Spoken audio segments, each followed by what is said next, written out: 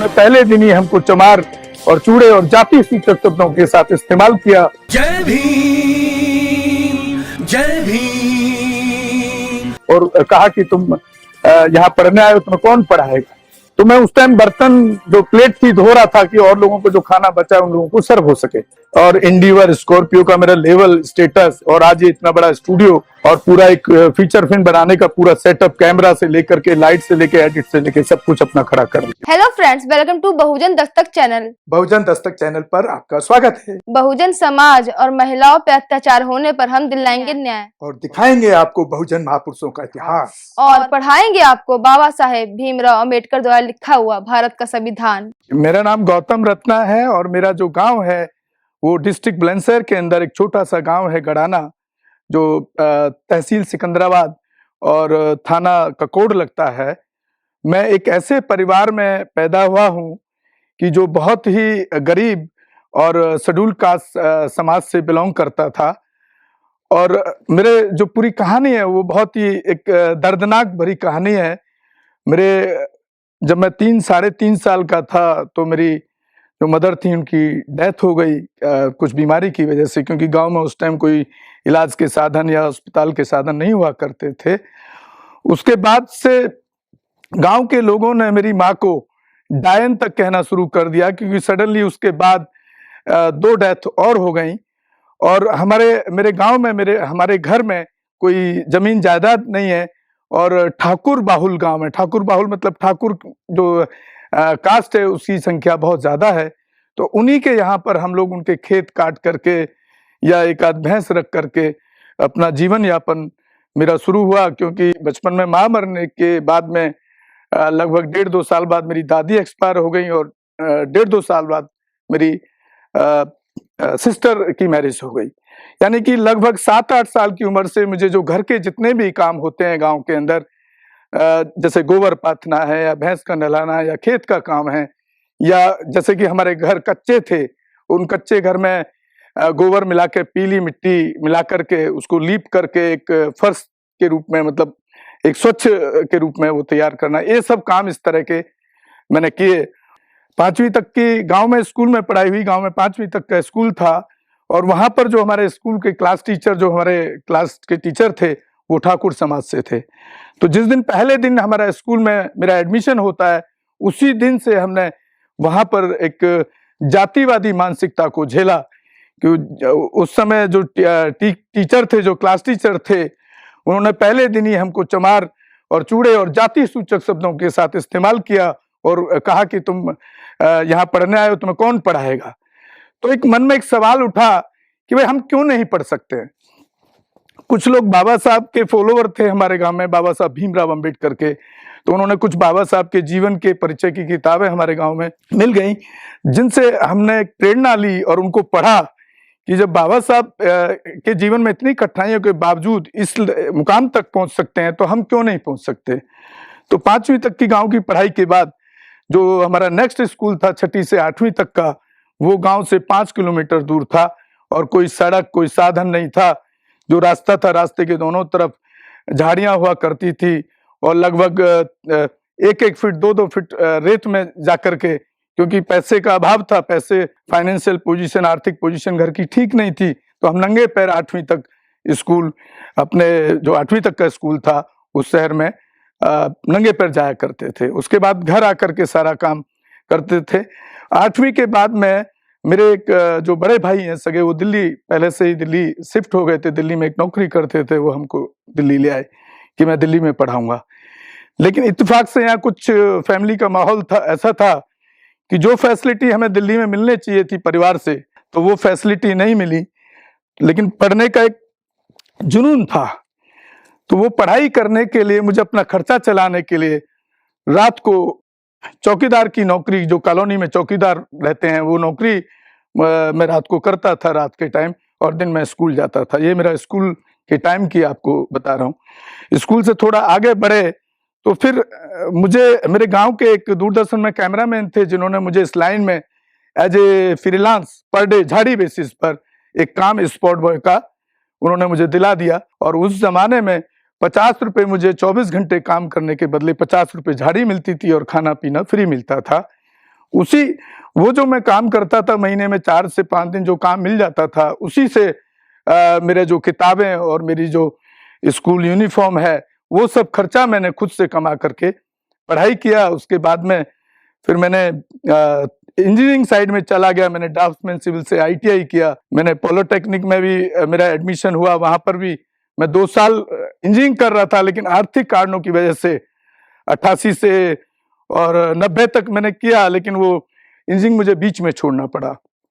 उसके बाद फिर ITI करने के बाद फिर मैं प्राइवेट सेक्टर में जॉब चला गया, लेकिन पढ़ाई को मैंने नहीं छोड़ा, क्योंकि मैं बाबा साहब के उस कथन पर पूरा फॉलो करता रहा कि शिक्षा वो शेरनी का दूध है, जितना पिएगा उतना दहाड़ेगा। तो फिर मैं दिन में नौकरी करता था, तो दिल्ली में फैसिलिटी थी। फिर मैंने पार्ट टाइम में GB पंत पॉलिटेक्निक में सिविल इंजीनियरिंग में एडमिशन लिया, जो मैं 4 साल वहाँ डिप्लोमा में करता रहा। फिर साथ साथ पैरेलल ये लाइन मेरे पार्ट टाइम है, मेरे खर्चे के लिए मैं अपना इस लाइन में काम करता था। मुझे जब पढ़ाई के लिए खर्चा निकालना था, तो मैं इस लाइन में जब स्पॉट बॉय का काम करने गया, तो स्पॉट बॉय का जो काम होता है फिल्म लाइन के अंदर, वो डायरेक्टर, प्रोड्यूसर, एक्टर और जितनी भी टीम होती है, उसको खाना खिलाना, सर्व करना, चाय पिलाना, पानी पिलाना, ये काम उसका होता है। लेकिन इसी बीच में जब मैं दिल्ली के अंदर एक सीरियल की शूटिंग में काम कर रहा था, इसी बीच में मेरे साथ में एक जो वहाँ प्रोड्यूसर थे और कैमरामैन वगैरह जो थे, वहां पर कुछ खाने की प्लेटें कम पड़ गई, जो कैटरिंग वाले से जो खाना पूरी यूनिट के लिए मंगाया गया था सब लोगों के लिए। तो प्लेटें कम करने के बाद जो प्रोड्यूसर था वो बोला कि भाई एक काम करो, ये स्पॉट बॉय है और इसको बोल दीजिए ये प्लेट धो देगा।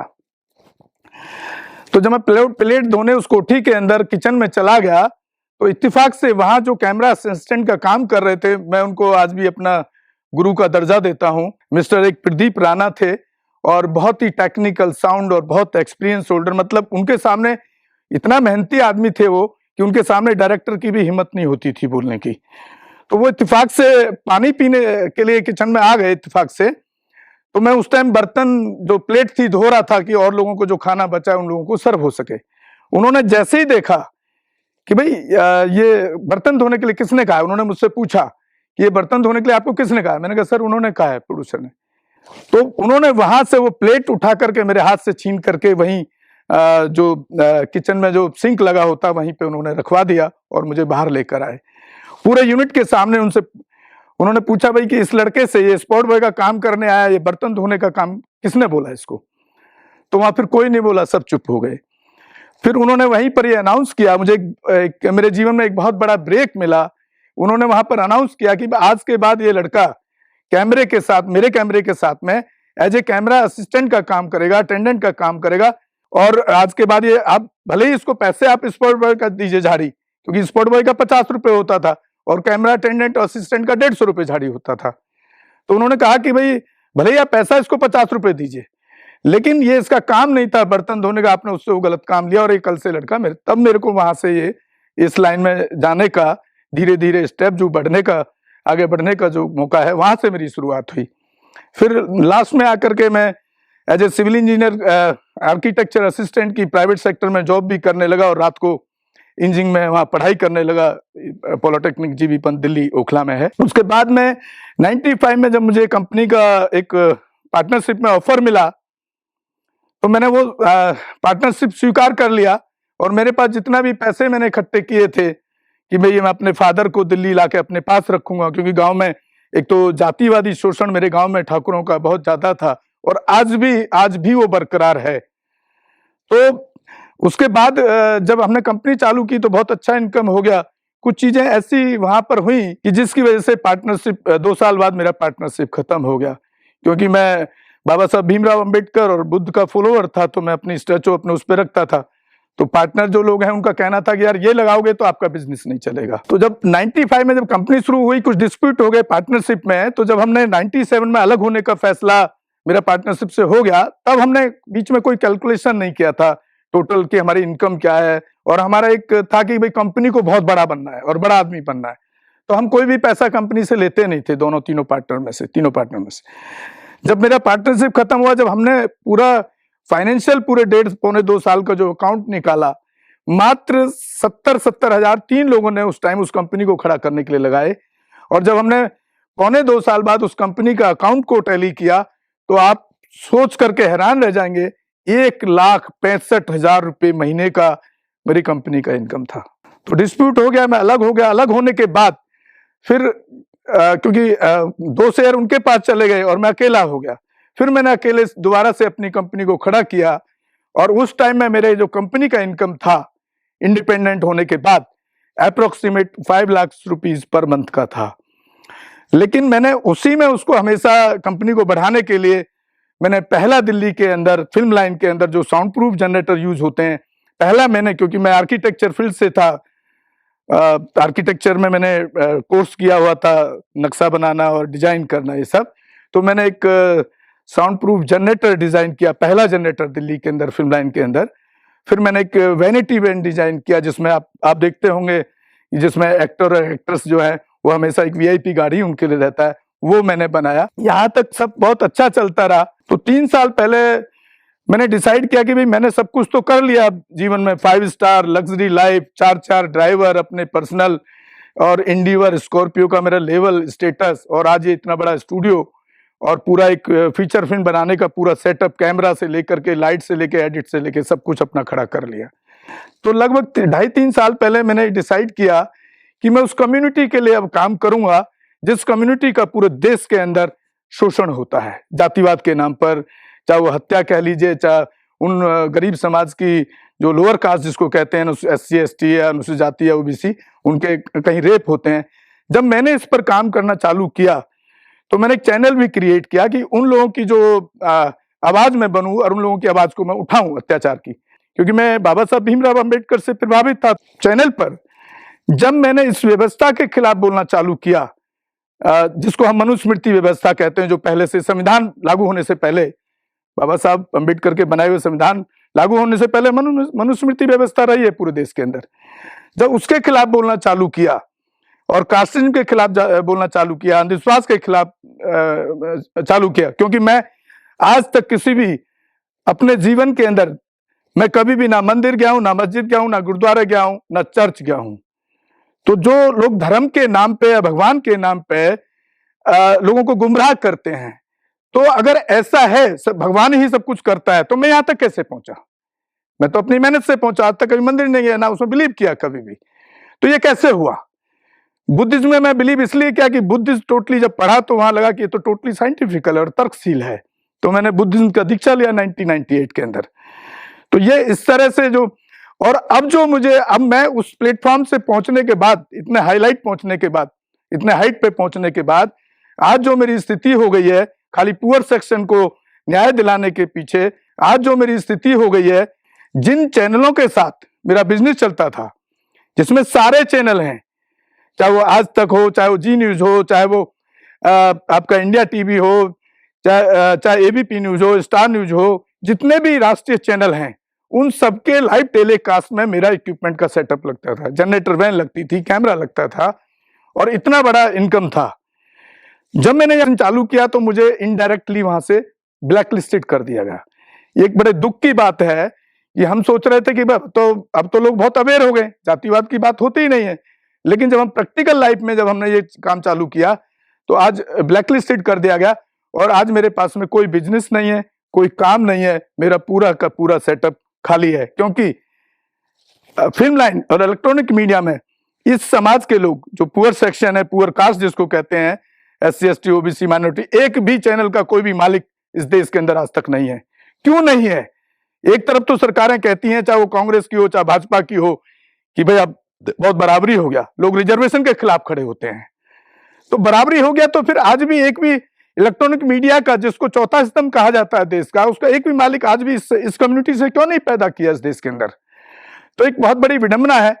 और आज मैं जिस हाइट पे पहुंचा था, फाइनेंशियल पोजीशन, आर्थिक पोजीशन को खड़ा किया था, आज मैं वापस उस जगह डाउन में नीचे आकर के खड़ा हूं।